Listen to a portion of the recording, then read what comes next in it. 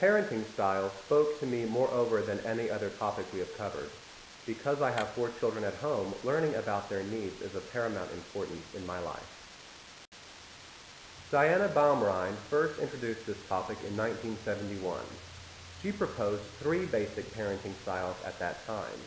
In 1983, McCovey and Martin expanded the topic to include a 4th style, which Baumrind supported when she revisited the subject in 1991.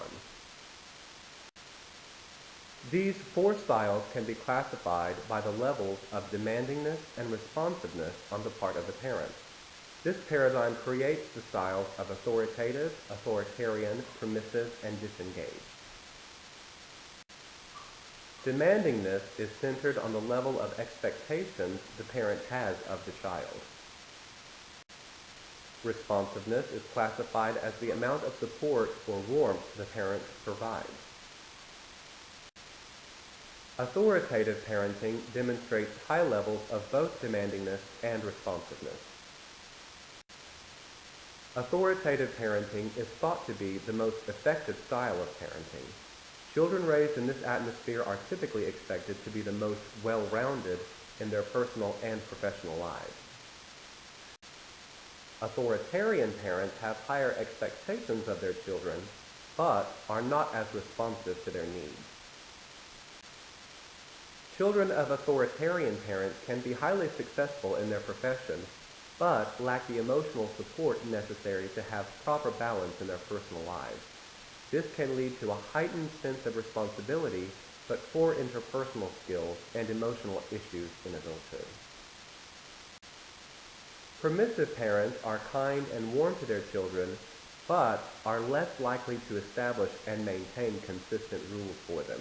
It is not uncommon for these children to become creative and artistic. However, they often lack the self-control to be highly effective in a professional environment.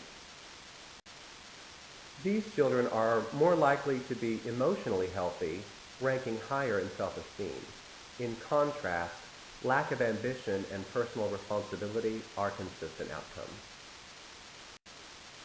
As the least desirable style of parenting, those who disengage from their children are most likely to be neglectful. Without appropriate rules or affection, these children are most likely to have behavioral problems throughout their lifespan. It is not uncommon for the more severe households in which this style is employed for allegations of neglect to arise. This is a very prevalent paradigm in children taken into the foster care system.